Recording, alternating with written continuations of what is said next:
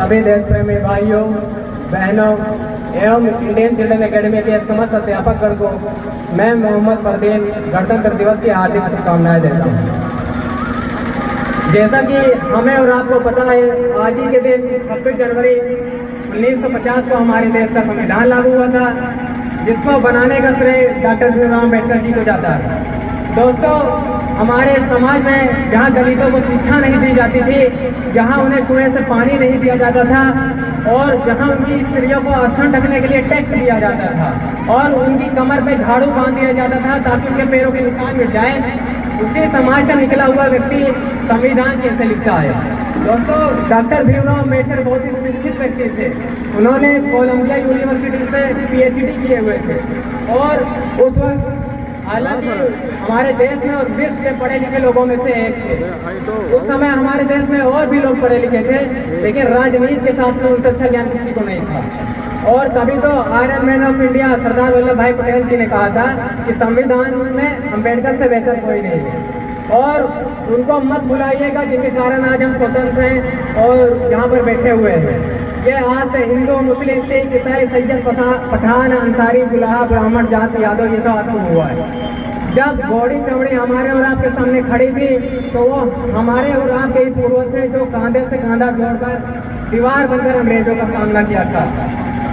कि मैं उनको शब्द चढ़ाता हूँ कि हिंद जिनकी जान था, नाम हिंदुस्तानी जिनका मजहब हिंदुस्तान था, रक्त से रंगते थे धरती को अंग्रेजों की ललकारों पर, जय हिंद का नारा सदा लिखा था जेलों की दीवारों पर, बदन पर बंधी थी बेड़िया, दिल मगर आजाद था, लहू के अंतिम कतरे में भी भारत जिंदाबाद था। वहां से यहाँ हम अपने देश को लेकर आए हैं, लेकिन आज भी कह दिया जाता है, दे दी हमें आजादी बिना खड़क बिना ढाल, साबरमती के संग तूने कर दिया कमाल।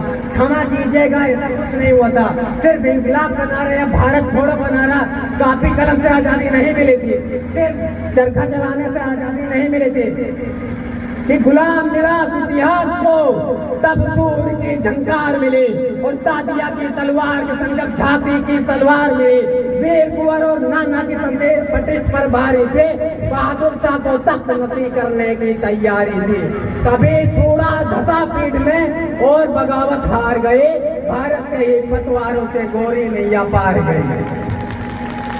यहाँ से सुनिएगा मैं क्या कहना चाहता हूँ। सुभद्रा कुमारी चौहान ने कहा था, चमक उठे सन 57 में वो तलवार पुरानी थी, बुंदेलखंड के बोलों के मुख से सुनी कहानी थी, वो खूब लड़ी मर्दानी, वो तो झांसी वाली रानी। अरे जिस रानी भाई का तेवर मराठाओं को भी प्यारा था, वही बुंदेलखंड का एक रानी का प्यारा था। और ध्यान से सुनिएगा, जब मुल्क हमारा तड़प रहा था गुलामी की जंजीरों में, जब मुल्क हमारा तड़प रहा था गुलामी की जंजीरों में, तब अंग्रेज कायरता की जंग लगी थी रजवाड़ों की शमशीरों में। जब मुल्क हमारा तड़प रहा था गुलामी की जंजीरों में, कायरता की जंग लगी थी रजवाड़ों की शमशीरों में, तब झुमका ताज पुकाने आई, तब झुमका ताज पुकाने आई के बारों की पुजारी थे। वो घोड़ी चमड़ी तिहड़ रही थी जिसके सिंह दहाड़ी थे, इस मिट्टी की तोकीर है क्या बुनियादी पहचान था वो, सिर्फ बात नहीं था मैं सूरे तेरे हिंदुस्तान था वो। मैं टीपू सुल्तान की बात कर रहा हूँ, कि सिर्फ बात नहीं था मैं सूरे तेरे हिंदुस्तान था वो। और जो सुल्तान झुका नहीं था, अंग्रेजी पेट उधारी थे, वो जीवन की जंग हार गया, घर की ही गद्दारी। हो सकता था लोग 1857 में आजाद हो जाते, लेकिन हमारे अपनों ने ही चंद पैसों के जमीन बेच दिया।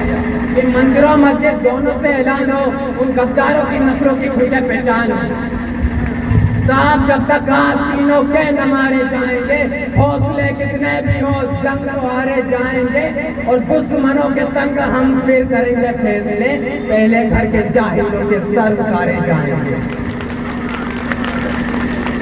और मैंने बहादुर शाह जफर का जिक्र किया था, आपको पता होना चाहिए जब बहादुर शाह जफर रंगून की जेल में बंद थे, तब एक अंग्रेजी चापलूस आता है, वो बोलता है, दम दमे में दम नहीं है, खैर मांगो जान के, ए जफर कितने लगी शमशेर हिंदुस्तान की।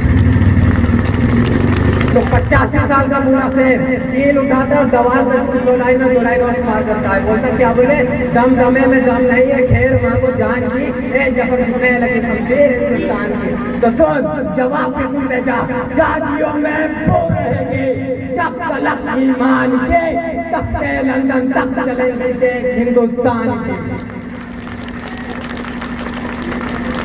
लोग बोलते हैं कि राज बोलना ठीक नहीं, जहाँ मजाक की बात हो वहाँ बोलना ठीक नहीं। अरे मंदिर मठ के मालिक है, जो मस्जिद के पहरेदार हैं, उनकी ताला में पड़ते बिल्ली के दरबार है। अरे उन लोगों को हाथ जोड़कर गले लगाना चाहिए कि उनकी तारीफ से भरा गीत सुनाना चाहिए।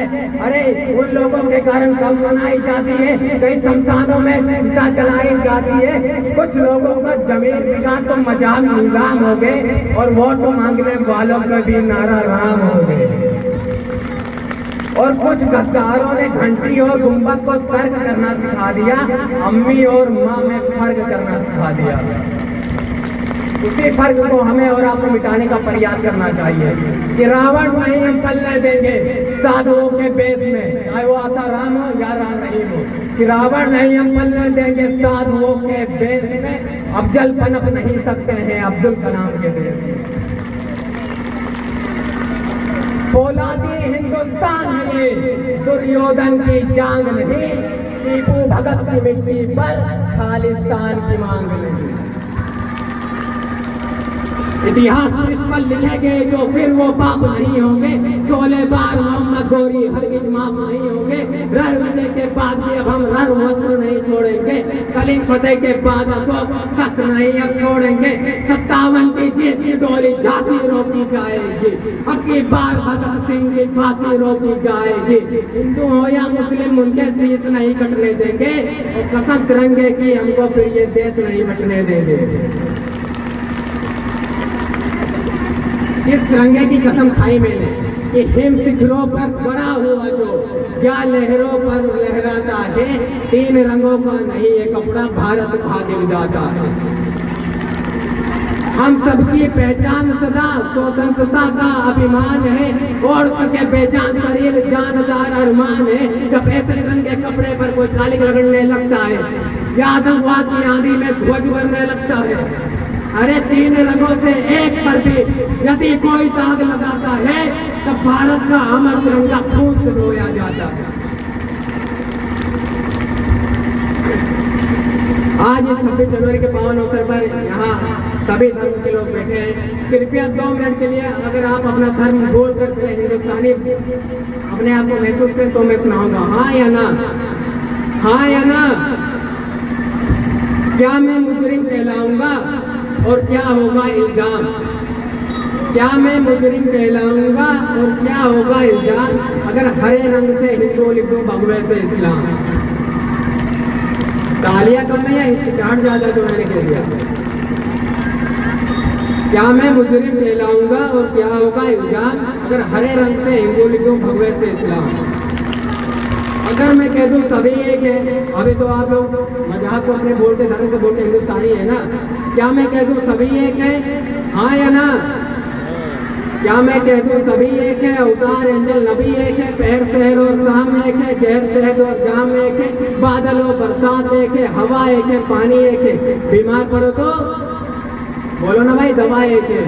बीमार पड़ो तो बूंद बूंद में फर्क हिदायत, कौन सभी का अल्लाह के शायद बूंद बूंद में फर्क हिदायत। गर्म किसी का ठंडा, किसी का उम्दा किसी का गंदा, किसी का महंगा किसी का सस्ता, किसी का रेशम किसी का खस्ता।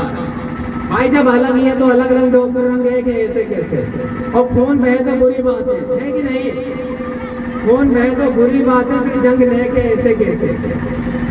आज चंद नेता अपनी सीट के लिए हमें और आपको आपस में मंदिर मस्जिद करके लड़ा रहे हैं, और हम और आप लड़ भी रहे हैं, क्योंकि हम लोग इतना वेल एजुकेट नहीं है। अगर हम लोग वेल एजुकेट होते तो हम लोग अपने फ्यूचर पर ध्यान देते।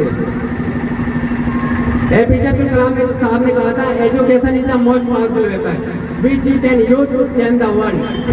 यानी शिक्षा जो है सबसे ताकतवर है, उसका उपयोग करके आप दुनिया बदल सकते हैं।